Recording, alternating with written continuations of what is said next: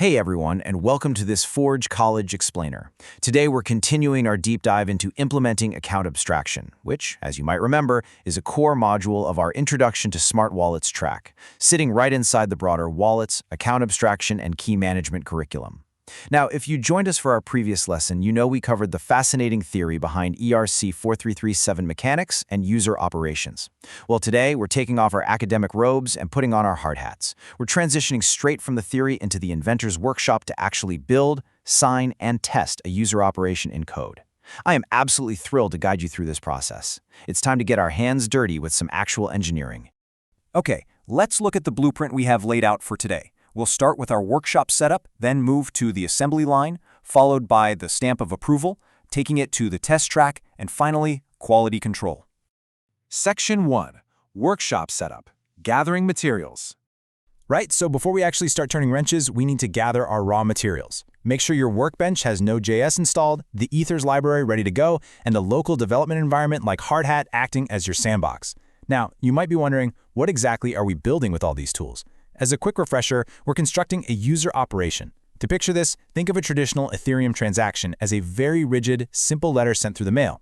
A user operation, on the other hand, is a highly programmable smart package. It bundles your specific intent, say swapping a token or minting an NFT, along with all the custom verification data needed to make it happen, completely bypassing Ethereum's legacy account model. It's literally the central gear powering the entire account abstraction machine.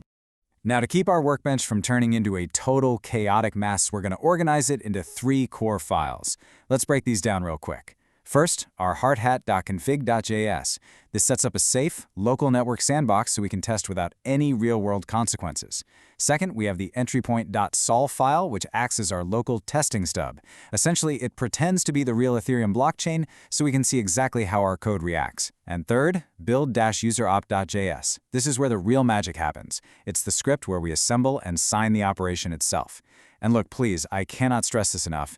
Use a throwaway private key here. We are just simulating locally. Do not use your mainnet keys unless you genuinely enjoy accidentally donating your crypto to the void.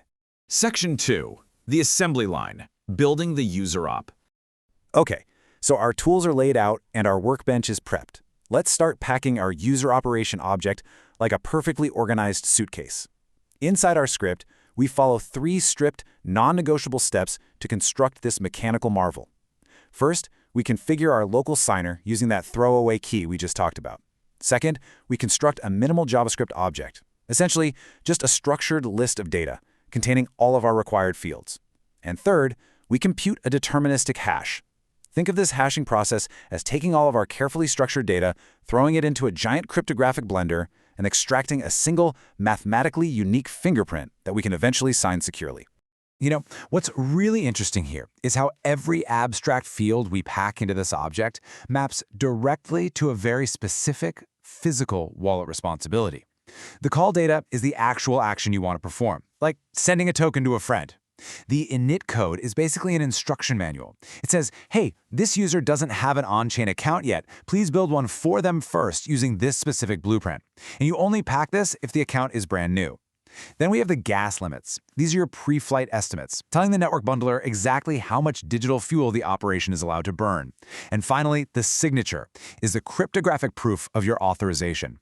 Every single piece has a precise job. If just one gear is missing or misaligned, the whole machine refuses to run. So how do all these individual pieces securely lock together? Well, we create the op hash.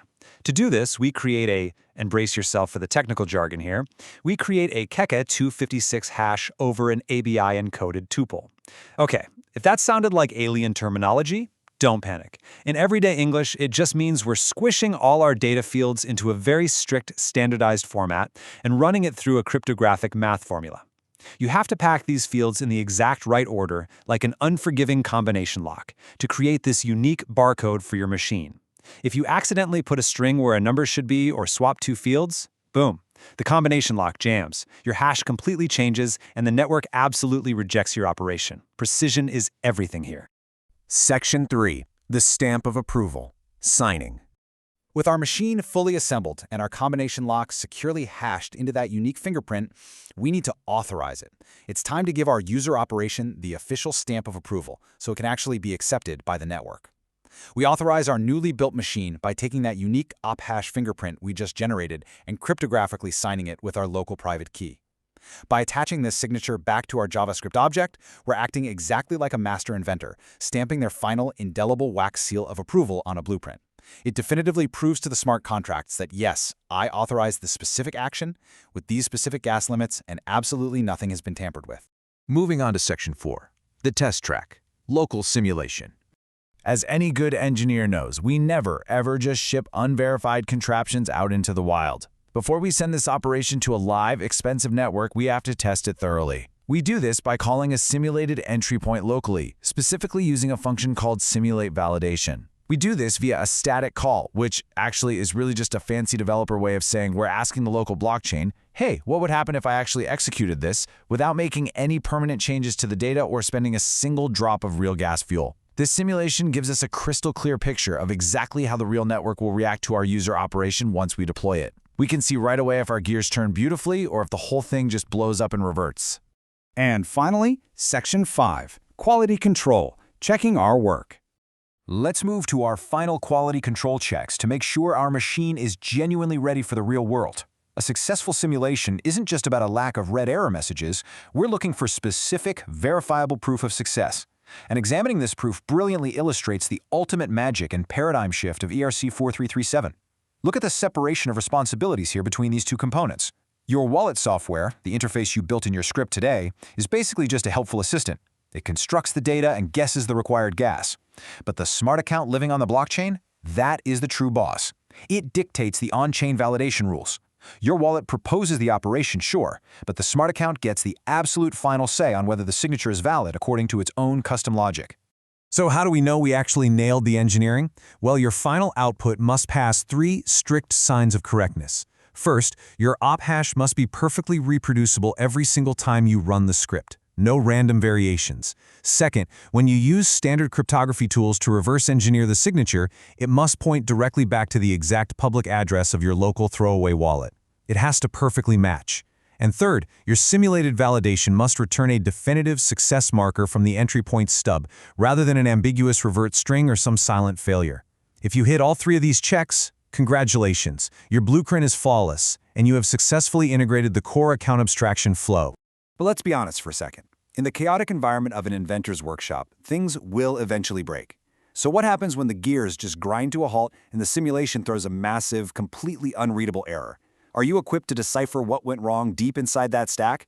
We'll definitely keep those error logs handy because debugging the impossible is exactly what we're going to tackle in our next lesson.